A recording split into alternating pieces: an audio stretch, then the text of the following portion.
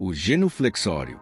Franzino, magro e miúdo, o menino, sentado a um canto da igreja, tinha os olhos fixos, não na pompa dos altares, não na púrpura carmesim dos oficiantes, não na majestade das imagens, mudas e asmática, mas num luxuoso genuflexório, colocado na antessala do altar-mor.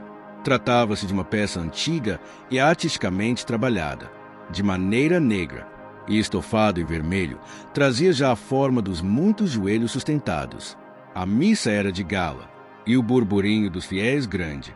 Entretanto, nem por um instante o jovenzinho desviou os olhos do sóbrio móvel. Quando o ofício terminou, sua mãe, indiferente ao interesse não observado, chamou-o diversas vezes, e como não obtivesse resposta, puxou-o delicadamente pela mão, arrastando-o quase nave afora. Entretanto, funda mudança revelou o menino daí por diante. Sempre que podia, voltava à igreja, de onde, dificilmente, conseguiam tirá-lo. Lá, permanecia, quieto, mudo, ensimesmado, olhos apenas para o genuflexório.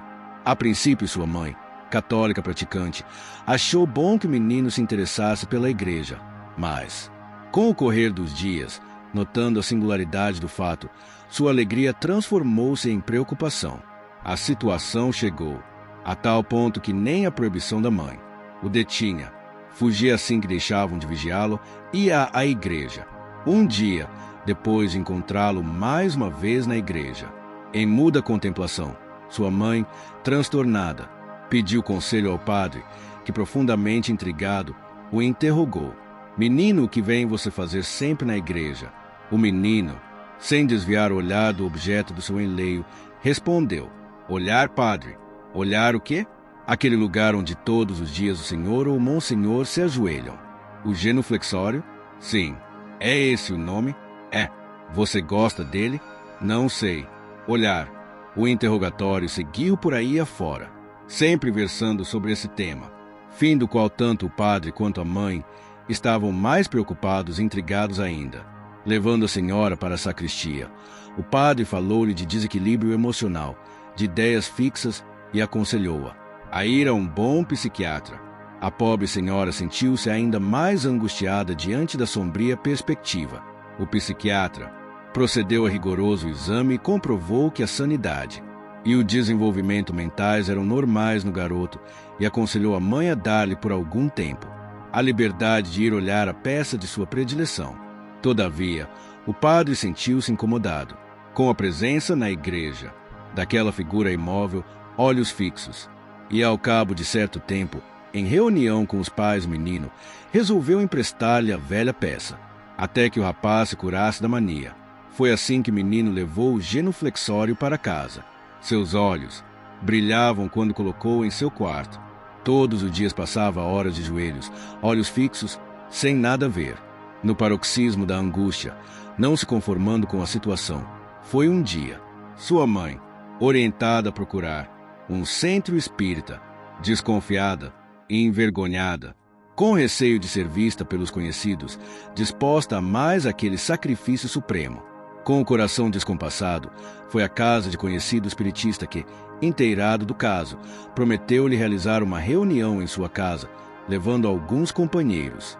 Na noite que aprazada foi realizada a sessão, e através de um dos médiuns presentes manifestou-se imediatamente o espírito de uma mulher chorosa e aflita. Chamava por Marcelo, dizendo que novamente iam separá-los.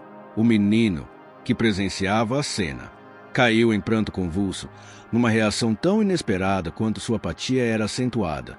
Gritava em altos berros: não, não, não. No ambiente emotivo que se formou, após serena prece do dirigente da reunião, os ânimos se foram acalmando, e enquanto se ouvia ainda os soluços incontidos do menino, manifestou-se, através dos médiuns, a suave voz de um mentor espiritual: tranquiliza-te, Marcelo. Tem confiança nos desígnios do Senhor. Contemplaste hoje parte da tarefa que te competia desempenhar em atendimento do passado. Quando em encarnação anterior desposaste formosa donzela, a amavas com profundo sentimento. Porém, quando por circunstâncias naturais e necessárias à evolução espiritual de ambos, ela adoeceu, e morreu 3 anos depois. Grande foi o teu sofrimento. Não querendo aceitar a vontade sábia do Pai, mandaste construir na rica capela do teu castelo uma urna especial, onde colocaste o seu corpo. E lá, durante o resto da tua vida na terra, permaneceste em oração e contemplação constante, como se ela fosse o próprio Deus, amando-te também, e sem forças para afastar-se do local, fortemente atraída por teu pensamento afetivo. O espírito dela permaneceu a teu lado, surdo ao apelo e aos conselhos dos amigos do plano espiritual. O tempo foi passando, e tu, também velho, e ao quebrado, vencido por incurável moléstia, passaste para a vida maior.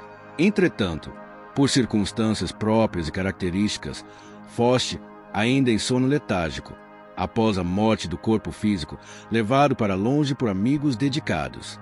Lembra-te que quando recuperaste a consciência, rogaste permissão para ver a esposa bem-amada. Entretanto, somente conseguiste depois de muito esforço no campo moral e muito trabalho em benefício do próximo. Porém, foste encontrá-la ainda jungida, não mais ao seu próprio corpo, que não era o móvel do seu interesse, mas ao genuflexório, que compraste e colocaste junto ao seu túmulo na capela, e onde permanecias durante horas imantado às tuas lembranças, sem poder ver-te, nem saber o que te havia acontecido. Ela ligara-se ao genuflexório, único elemento que, no seu entender, deveria levá-la a ti novamente. Acompanharam por toda parte durante todos aqueles anos, sempre aguardando, ansiosamente, o reencontro. Não te ouviu quando procuraste convencê-la da inutilidade do seu gesto. O quanto fizeste redundou inútil. Reconhecendo-se culpado pela situação, te dispuseste ao sacrifício da reencarnação para libertá-la da terrível prisão. Viste o velho genuflexório na igreja e sentiste de imediato a ligação que se estabeleceu entre tu e ela, que não te viu como criança que ainda és, mas como a figura do seu esposo, muito amado. Entretanto, meu filho, vinhas para libertá-la, e não para imantarem-se os dois ao passado distante.